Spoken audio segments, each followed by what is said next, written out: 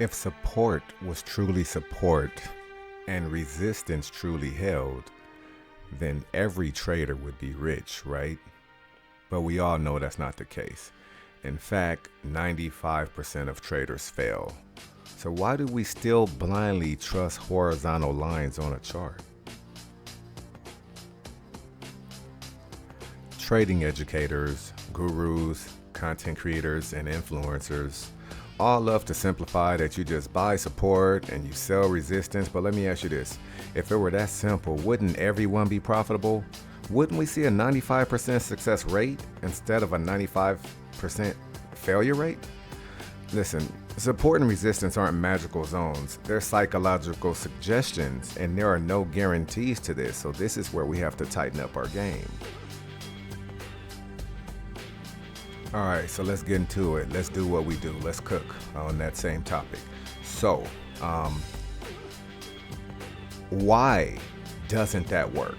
Okay, why are there so many failed traders when there should be a concept that any trader could use, a kindergartner could use, a kid could use, and everybody would be rich? I have a couple of simple, they're just suggestions. You can't even take my word, but I'm going to try to give it to you as best as I can. Okay, looking at what you're looking at here, we are just looking at a classic stock, Broadcom, very powerful tech stock. Okay, and what would appear to be a bounce here, okay, what would appear to be a certain level of support, a lot of traders would have lost on this trade, okay, because the drawdown might have been too much.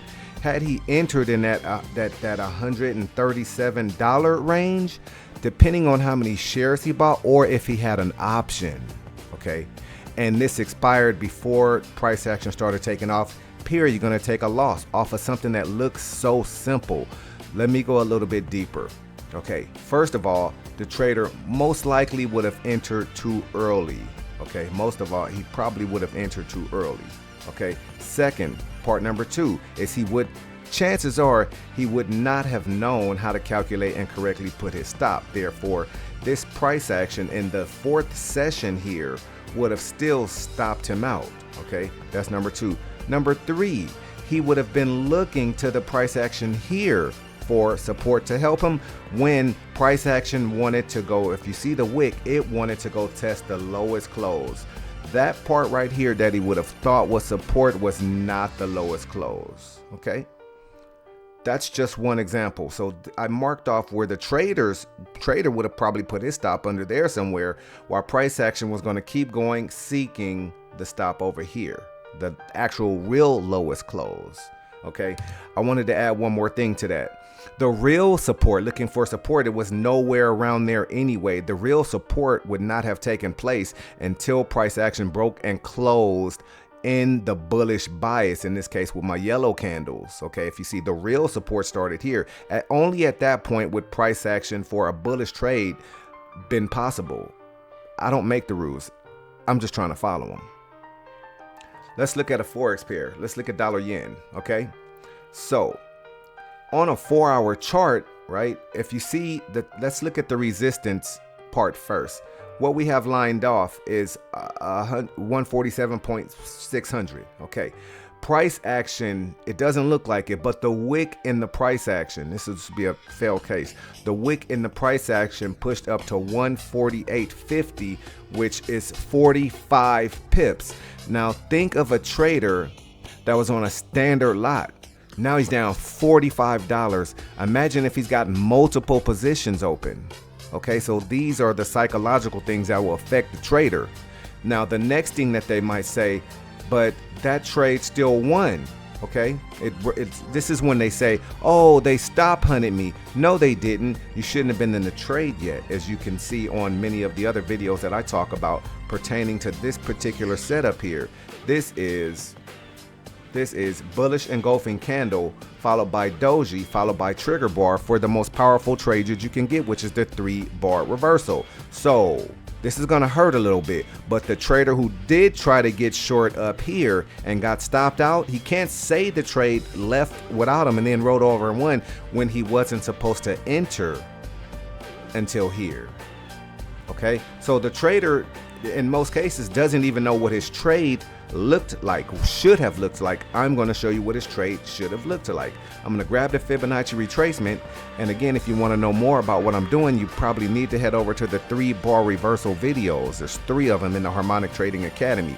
But using the Fibonacci retracement and starting from the swing low up to the swing high, the trader's target would have been a 618 retracement. Okay, watch this. There was a scenario here where the trader could have absolutely won. He would have exited on perfect timing with the 618 retracement. That's where you got to go to the Harmonic Trading Academy before price action started pushing up and taking some of that back. But he would have won, and this is what his trade would have looked like if I grabbed the long short tool and I put it where his entry would have been, which is at the trigger bar or true entry bar, and stops right above that wick right there, because he would have let that happen. And then his target down here at the 618, that's what his trade would have looked like. Now, granted, it's not a 1-to-1, but each entry is at the trader's discretion. The fact of the matter is there was a winning opportunity where the trader could have actually won pretty big, but you're not gonna know if you continue to follow old, outdated, and false rules. Let's go look at the other side. Let's go look at the opportunity to get long. Okay, the same thing happened. That wick would have hurt devastatingly. The red, I have it lined off. The so-called support line was at, the so-called support line was 143. Call it 143 even, 143.2021. The price wick action, the price action pushed all the way down to 142.678. So another 45 pips going to have the trader in a drawdown.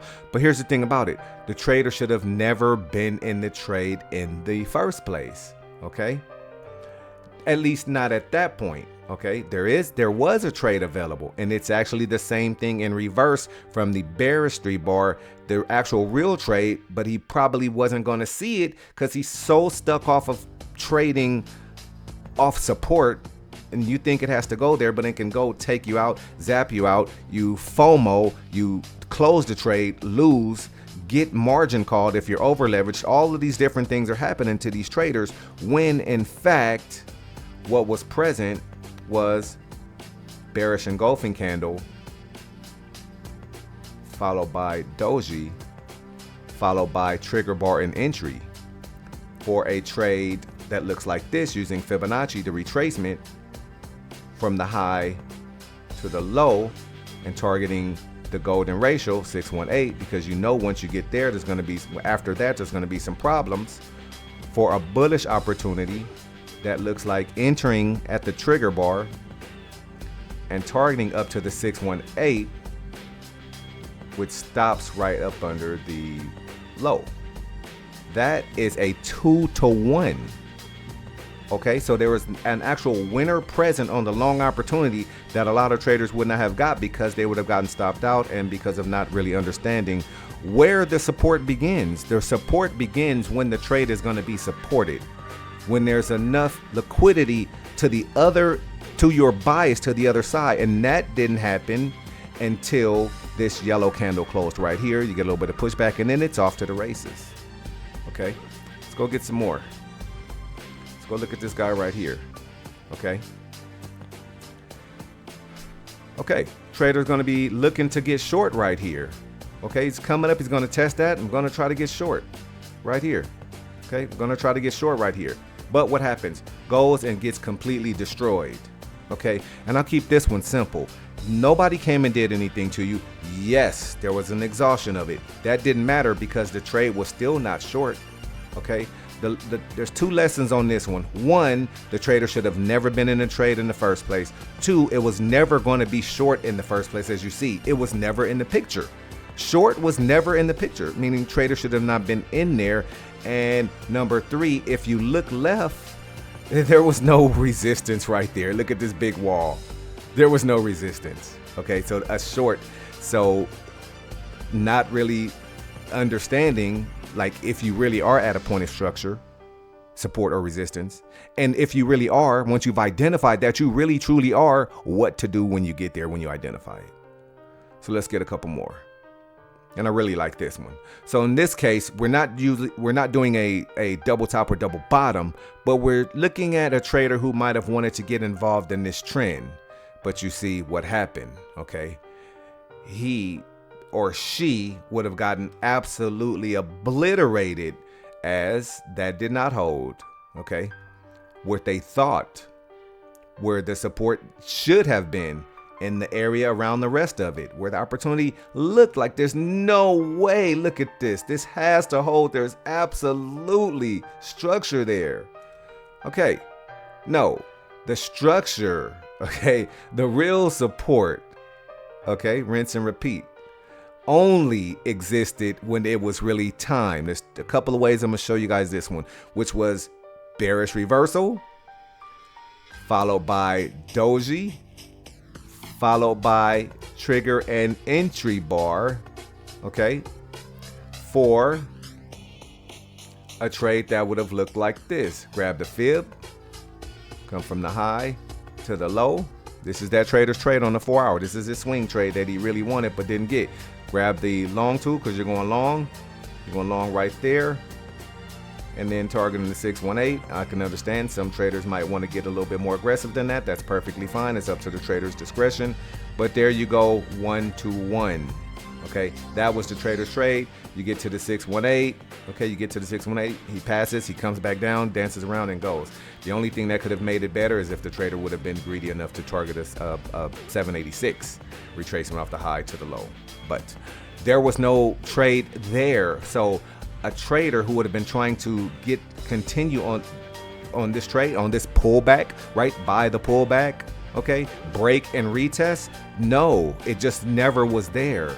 Nobody did anything to you. It just was never there. Also, if you notice, even if you want to go by RSI, it was not even oversold yet. And I got some things to say about that too, because that doesn't even determine when you're going to enter a trade. But hopefully you guys got this one here. So just wanted to start that off. I might make this a series, you know, so this one right here is basically the myth of support and resistance. We'll probably build some of this out. Get us on a thumbs up if you like it, if you found some value in this. I know this one kind of hurt to the core a little bit to hear me say some of the stuff I said, but we're going to continue exposing some of these lies and bringing in some of the truths about how to be successful and how to deal with this market, how to get our psychology together, how to slow down, how to really pay attention, how to train our eyes so that we can actually really see what's going on. So get us on a thumbs up if you like it. Share it if you know someone that this can help. Subscribe to the channel if you're not subscribed to the channel. If you're not subscribed to this channel, I don't know why you wouldn't be, okay? And last but not least, head over to the playlist section, the Harmonic Trading Academy playlist, where we teach all these things in great detail, this and more, everything that we know, all in one brain dump, free on the house. But that's all I got on this until we come back with more like this. I'm thinking the next one might be the myth of the trend line, something like that. I think that'll be good. You guys let me know if you guys want to see the myth of the trend line. But until then, you guys be safe, take care of yourself in the market, and I will see you on the next video.